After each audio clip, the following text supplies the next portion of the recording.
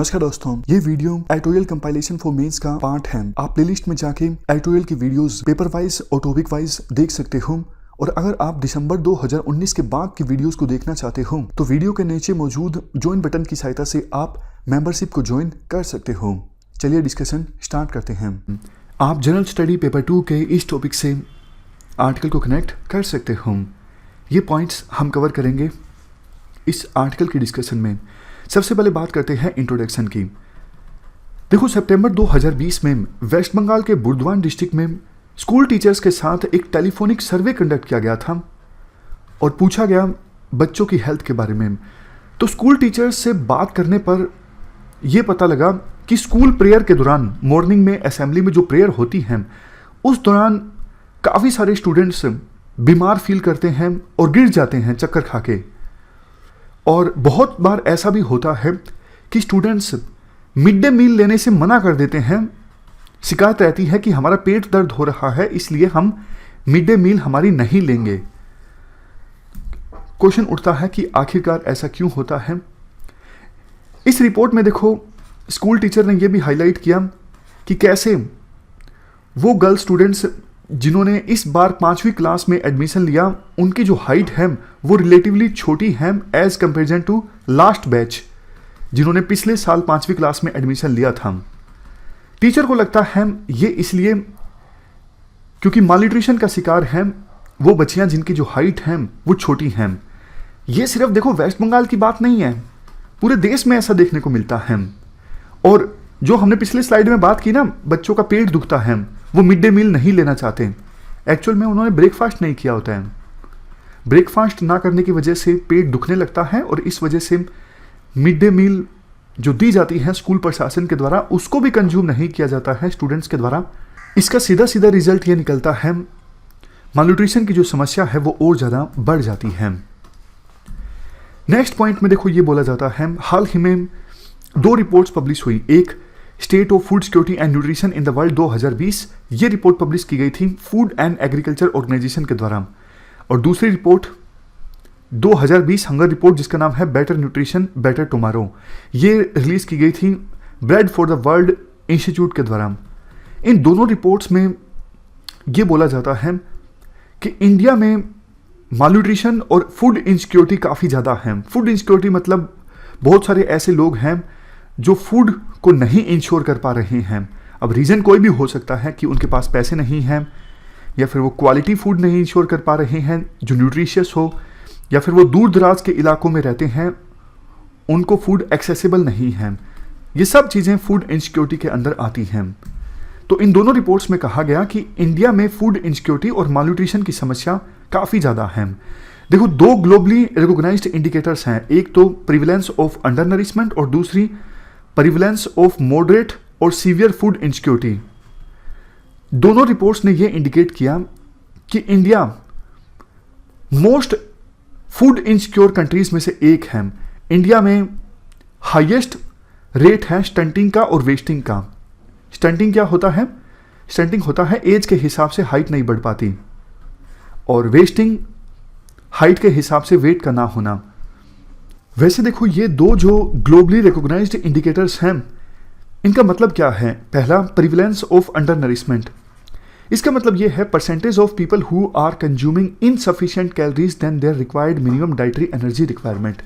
मतलब मान लीजिए गांव में रहने वाले एक अडल्ट को पूरे दिन के लिए 2400 कैलोरीज की आवश्यकता है, या फिर शहर में जो अडल्ट रहता है उसको 2100 कैलोरीज की आवश्यकता है, लेकिन 2400 के बजाय वो सिर्फ 1800 कैलोरीज कंज्यूम कर पाता है और बाकी उसके पास फूड है ही नहीं ये कैलोरीज कंज्यूम करने के लिए।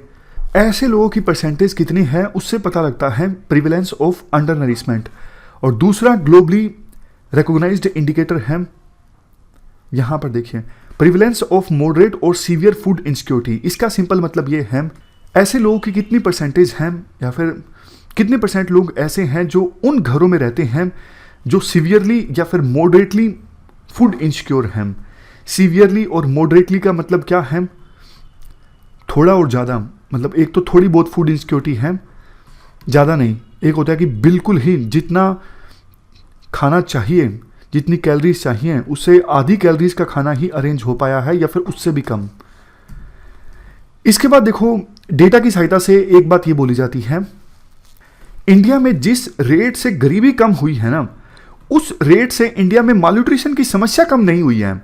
जबकि इंडिया के पड़ोसी देश चाइना, बांग्लादेश, नेपाल, अफगानिस्तान, पाकिस्तान, इन देशों में गरीबी कम रेट पर कम हुई है, लेकिन मालन्यूट्रिशन ज़्यादा इंडिया से ज़्यादा रेट पर कम हुई है।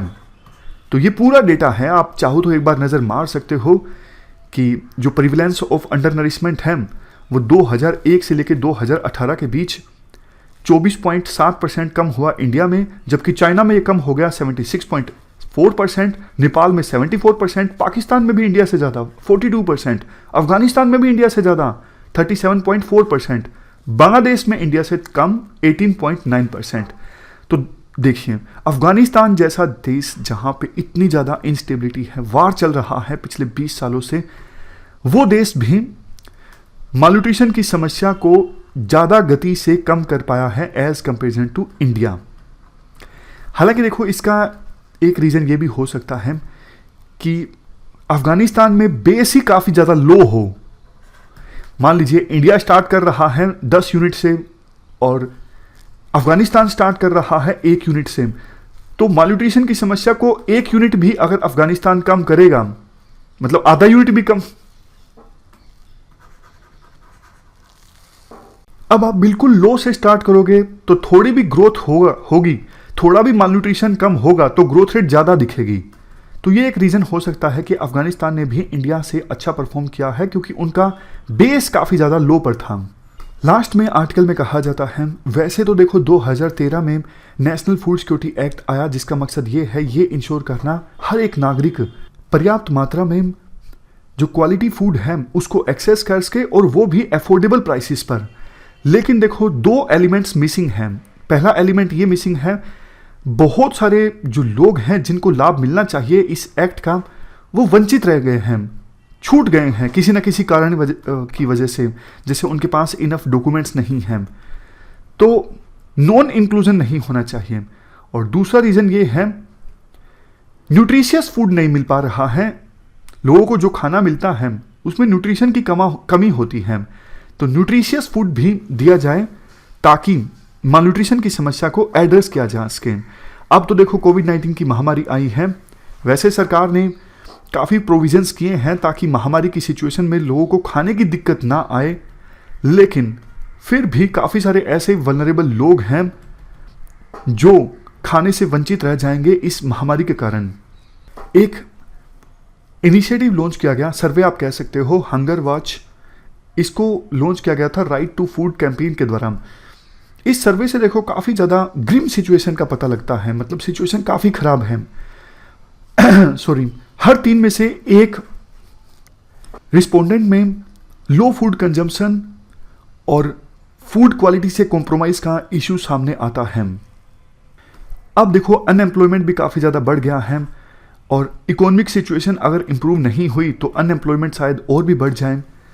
तो इसलिए सरकार को स्टेप्स तो लेने की आवश्यकता है। जैसे देखो पब्लिक डिस्ट्रीब्यूशन सिस्टम को पूरी तरह से यूनिवर्सलाइज कर दिया जाए, ताकि एक जो रीज़न हमने डिस्कस किया कि कुछ लोग वंचित रह जाते हैं, वो इंक्लूड नहीं हो पाते सरकार के द्वारा चलाई गई स्कीम्स में, उनको भी लाभ मिलेगा अगर पूरा प्रोग्राम यूनिवर्सलाइज कर दिया जाएगा।